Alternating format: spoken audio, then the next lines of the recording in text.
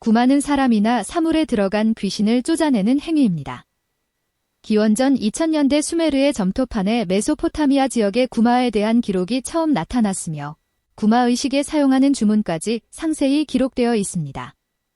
수메르의 구마의식은 신성하게 정화된 물을 환자에게 뿌리며 주문을 외우는 것입니다. 이때 향을 피우거나 소금과 불을 함께 사용하기도 했습니다. 물은 뭉치고 나쁜 것을 씻어내며 정화한다는 의미로 사용되었습니다. 수메르가 멸망한 이후 고대 바빌로니어인들은 수메르어와 그들의 언어인 아카드어를 함께 쓰면서 구마 의식에 대한 기록을 남겼습니다. 오랫동안 이어져 온 수메르의 구마 사상과 의식은 후대에 생겨난 종교들에도 많은 영향을 주었습니다. 정신학적으로 구마를 설명하면 이렇습니다. 스스로 악마에 의해 빙의되었다는 강력한 암시에 걸린 정신질환자에게 그것보다 더 강력한 마귀 축출이라는 암시를 걸어줌으로써 이전의 자기 강박으로부터 해방시켜주는 것이라고 설명합니다.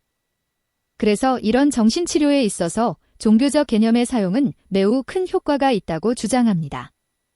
그렇다면 무당도 구마를 받아야 할 대상이 될까요?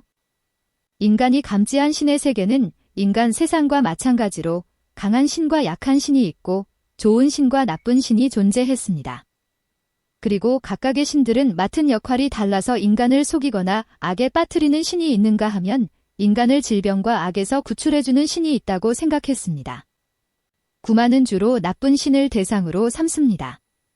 그렇다고 좋은 신이라고 반기지는 않았으나 구마를 행하지 않았던 것 같습니다. 그리스 소설 오디세이를 보면 트로이 왕국의 공주인 카산드라는 무당과 같은 모습으로 나오며 예언의 능력을 가지고 있어서 헬레네를 스파르타의 왕 메넬라우스에게 돌려보내라고 파리스에게 이야기합니다. 신이 되어가는 과정이 있습니다. 고대 부족 사회에서는 인간이 사는 목적을 신이 되는 것이라고 생각했습니다.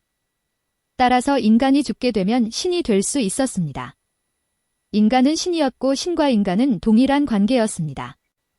고대인들이 생각하는 신은 의식주에서 자유롭고 희노애락의 고통을 겪지 않는 존재입니다. 살아생전에 여러 사람에게 영향을 끼쳤고 높은 이상이나 사상을 가지고 있다면 일단 신이 될 수 있는 자질을 가진 것으로 보았습니다.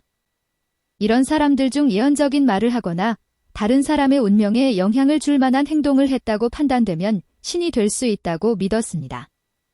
사람들은 먼저 신이 된 자들과 소통할 필요가 있었습니다. 신들은 인간의 주파수와 동조를 하고 조율한 후에 몸 안으로 들어오는데 이것은 마치 휴대폰의 주파수를 맞추는 것과 유사한 과정입니다. 신과 인간의 주파수대가 맞지 않으면 신이 인간의 몸속으로 들어오지 못합니다. 고대인들이 생각하기에 신과 소통할 수 있는 자가 신에 가장 가까이 다가간 사람이라고 여겼습니다. 그들은 신이 시대와 장소를 초월한 진리를 가르쳐준다고 생각했습니다. 그래서 신과 소통하기 위해 홀로 산속에 들어가 여러 가지 방법을 시도하는 사람들이 있었습니다. 기원전 600년경에 중국에서 도덕경을 쓴 노자도 그런 사람 가운데 한 명입니다. 사람들은 이들을 도인 혹은 도사라고 불렀고 당시 기준으로 최고의 엘리트이자 초능력자였습니다. 수많은 사람들이 이들의 기술을 배우기 위해 몰려들었습니다. 무속은 무당으로 불리는 중재자가 신령과 인간을 중재하는 전통적인 종교입니다. 무당은 인간의 억압된 감정과 생각을 대화로서 풀어주는 역할을 합니다. 반면 주술은 초자연적인 존재의 힘을 빌려 인간의 기륭화복을 해결하려는 기술입니다. 문제 해결을 위해 신의 능력을 더 적극적으로 사용하는 경우입니다. 고대 사회에서 샤머니즘의 파워는 엄청났습니다. 당시 주술사들은 사람을 희생물로 삼아서 신에게 제사를 지냈기 때문에 두려움의 대상이었습니다. 가장 끔찍한 것은 왕이 죽게 되면 그를 가까이서 모시던 주변 시종들을 함께 순장하는 풍습입니다. 한반도의 가야에선 6세기까지 순장하는 풍습이 있었습니다. 중국은 더 늦게까지 순장하는 풍습이 남아있어서 후금을 세운 누르하치가 죽자 그의 아들인 황태극이 대비를 협박하여 왕과 함께 순장시킨 일도 있었습니다. 그만큼 샤머니즘은 권력의 깊숙한 곳까지 자리를 잡았고 정책 수립 과정에도 개입하여 수많은 역사의 아이러니를 만들어냈습니다. 조선 숙종 때 장희빈은 무당 막내를 시켜 인현왕후를 저주하였고 이모군란 때 민비는 충주까지 도망갔다가 그곳에서 무당 무령군을 만나 궁에 데리고 들어옵니다. 신들 사이에도 엄격한 서열 관계가 존재한다고 여겼습니다. 첫 번째, 개인의 운명을 바꾸거나 한 가족의 건강이나 질병, 그리고 흥망성쇠를 관장하는 신이 있다고 여겼습니다. 두 번째, 마을 단위로 사람들의 희노애락을 관장하는 신이 있다고 여겼습니다. 세 번째, 초월적인 능력을 가진 만신이 있다고 여겼습니다. 이런 식으로 샤머니즘은 세밀화되어 지방 곳곳에 뿌리를 내렸습니다. 그러나 기독교를 받아들인 서구에선 샤머니즘을 기독교에 반하는 악의 세력으로 규정했습니다. 그리고 1000년이 넘는 세월 동안 샤머니즘의 뿌리를 제거하는 작업을 실시하였습니다.